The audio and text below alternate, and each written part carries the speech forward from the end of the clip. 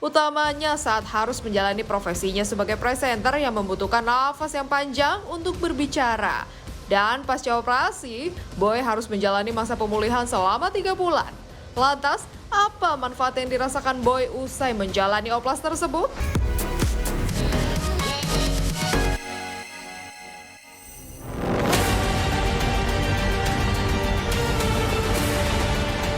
Sebagai selebritis, penampilan memang menjadi salah satu modal utama. Untuk itu, mereka siap tampil cantik dan sempurna meski harus lewat operasi plastik sebagai solusi.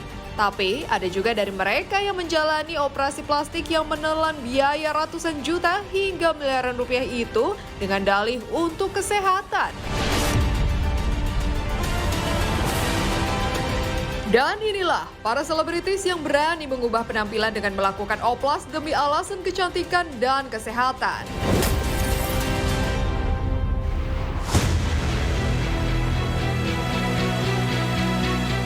Dena Devanka, operasi tirus dan pengangkatan lemak.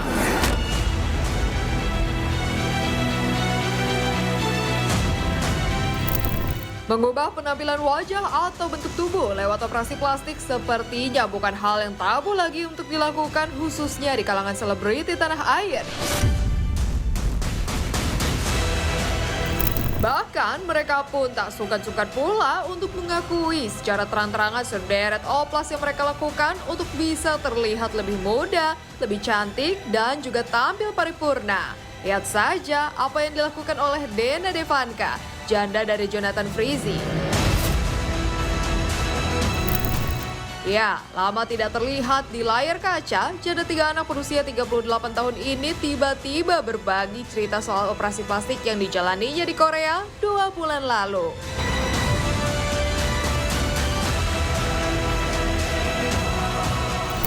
Bye-bye.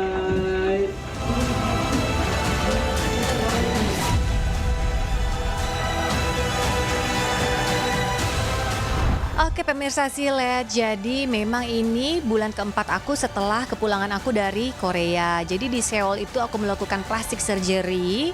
Jadi plastik surgery-nya itu di bagian muka aku, terlebih di bagian pipi.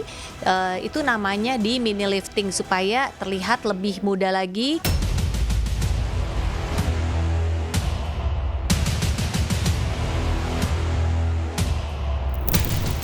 Sederet operasi dilakukan Dena mulai dari menghilangkan dark circle di mata, liposuction untuk membuat wajah menjadi lebih tirus, pengangkatan lemak di wajah hingga lifting. Sementara untuk di hidung, Dena mengaku tidak melakukan perubahan lantaran bentuk hidungnya yang sudah proporsional. Hasilnya, Dena pun terlihat jauh lebih cantik dan awet muda dari sebelumnya. Lantas, puaskah Dena dengan oplas yang telah dijalaninya?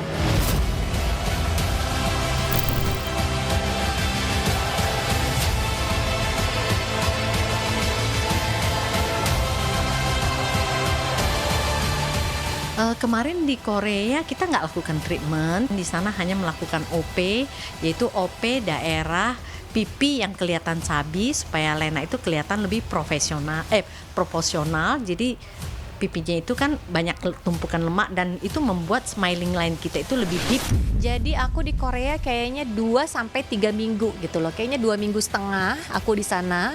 Prosesnya cepat banget. Jadi pada saat aku begitu datang, aku konsultasi. Setelah konsultasi di check up kesehatan segala macam dan hasilnya udah oke gitu loh. Jadi di hari keduanya aku langsung surgery.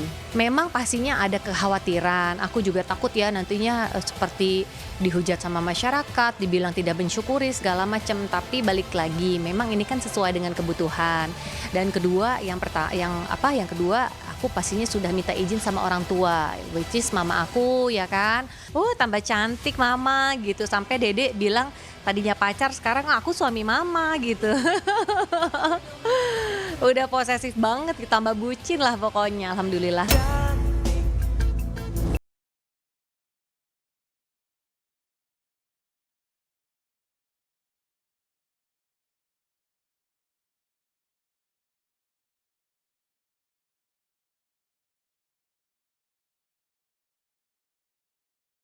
Konsultasi sebelum melakukan oplas.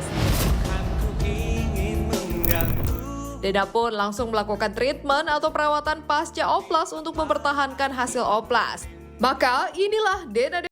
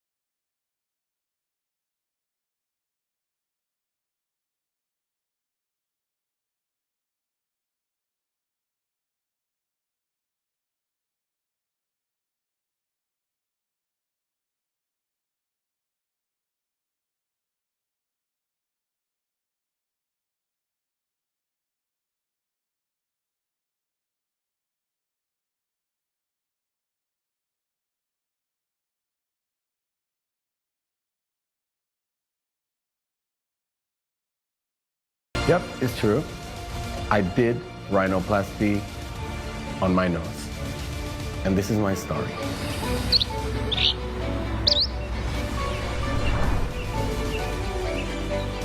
Gua menjalankan operasi hidung, which is rhinoplasty di Korea kemarin, because awalnya I had a medical condition.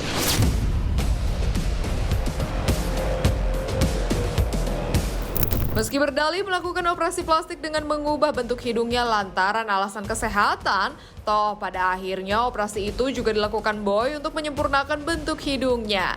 Ya, bentuk tulang hidungnya yang sedikit bengkok terlihat tidak proporsional, sementara pernapasannya juga cukup terganggu, utamanya saat harus menjalani profesinya sebagai presenter yang membutuhkan nafas yang panjang untuk berbicara.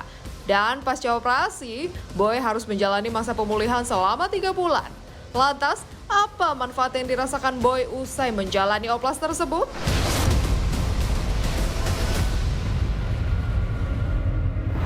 Untuk orang-orang yang punya batang hidung seperti gue yang bent on the inside, kita ini lebih beresiko untuk mengalami yang namanya sinus.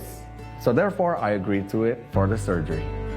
Dan memang yang gue jalankan bukan hanya purely for medical purposes. Chiyuri dari VIP Skin Center dan juga Dr. Yang dari Hugo Plastic Surgery di Korea melihat muka gue, they decided they want to reconstruct some parts of my nose supaya nanti kalau ngelihat dari side angle, front angle, upper angle, lower angle, muka gue lebih berproporsional dan juga secara estetika it's gonna look better on the face. 수술이 끝나고 나면 사실 수술 끝내기 전에 제가 모양을 이렇게 보곤 하는데 그 모양이 너무나도 잘 만들어진 거예요. 그래서 제 스스로도 되게 만족스러웠는데 보이님도 그 결과에 대해서 정말 만족스러워하고 있습니다. 저희 휴고 성형외과에서는 보이님처럼 이렇게 좀 숨 쉬는 게 불편하다 혹은 메디컬적인 문제가 있다라고 하는 경우도 종종 있으니까 Gue tipikal orang yang I have no problem with anybody who wants to undergo plastic surgery karena if it's gonna make them feel better. Dulu hidung gua begini, jadi batang hidungnya kalau kalian lihat bentuknya kayak C. Dapat? Jadi dulu dia bentuknya begini, jadi sekarang sama dia dilurusin, jadi dia lurus. Karena kalau bentuknya kayak C itu, yang satu lebih sempit pernafasannya dibandingin yang satunya lagi. Yang satu longgar, yang satu kayak ada flu-flu terus. Jadi setelah dibenerin, batangnya ini dibenerin doang. Jadi sama dia cuma dilurusin batangnya. Korea kita 1 bulan. Jadi 1 bulan syuting di Korea, sekalian nungguin ini recovery. Karena kan harus bolak-balik dokter ya. Harus jahitannya harus dicopot-copot gitu ya, nunggu kering. 3 bulan ya? 3 bulan baru hidungnya normal.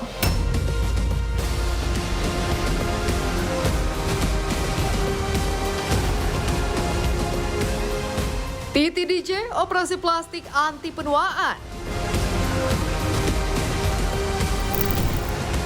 Menolak tua, salah satu diva pop tanah air, Titi DJ yang kini berusia 58 tahun akhirnya memilih untuk menjalani operasi plastik anti penuaan di Korea Selatan setahun yang lalu. Terlepas dari hasil operasi yang disebutnya sangat memuaskan, lantaran wajah ibu 4 ini terlihat jauh lebih muda dan segar dari usia sebenarnya, pelantun lagu Sang Dewi ini pun berbagi cerita soal tantangan yang harus dihadapi sebelum dan pasca operasi. Titi DJ pun menceritakan tak hanya menahan rasa sakit pasca operasi, ia juga harus mengatur posisi tidur. Titi tidak boleh tidur telentang selama 1 bulan penuh dan diharuskan tidur dalam posisi duduk untuk menjaga hasil operasi. Lantas, apa kata dokter tentang oplas? Benarkah sebenarnya tak disarankan melakukan oplas jika bukan karena alasan kesehatan? Benarkah pula di kalangan selebritis masih banyak pro kontra terkait oplas? Hai, saya Titi DJ. Nah, jadi teman-teman, kita sebelum operasi itu harus melakukan pendaftaran seperti ini. Inilah hari yang ditunggu-tunggu, sekarang adalah hari operasinya. Akhirnya, ini minggu kedua setelah aku operasi dan saatnya aku lepas jahitan. Rasanya cetit-cetit gitu aja. I'm so happy with the result. Seperti yang kalian lihat, mukaku tampak lebih muda dan lebih fresh. Umur 50 lebih ini kan tahun ini saya 57 tahun. Jadi di umur sebelum 50 tahun tuh udah pengen punya keinginan gitu. Pada umur 50 tahun aku ingin melakukan anti-aging surgery gitu. Pertimbangannya karena ingin terlihat lebih segar, terlihat lebih muda gitu kan. Karena saya tidak pungkiri saya ingin terlihat muda gitu. Terus kalau nggak make upan kan pekerjaan saya kan mengharuskan saya bermake up.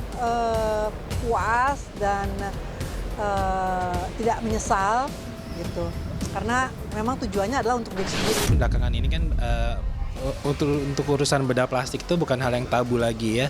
Jadi hampir semua orang ingin supaya mempertahankan penampilannya supaya tetap cantik, tetap ganteng, lebih cantik, atau terobsesi untuk hal tertentu, untuk tokoh-tokoh tertentu. Jadi mereka berusaha untuk mengikuti idolanya, tapi dengan melakukan cara-cara yang instan. Semua orang punya alasan masing-masing gitu. Mungkin kalau misalnya ada kekurangan kayak misalnya emang kurang banget di fisiknya dan mau dioperasi plastik, maksudnya kan ada porsinya masing-masing. Biasanya orang buat operasi plastik juga bukan karena mereka membenci fisiknya, tapi kan kadang emang diperlukan untuk diubah.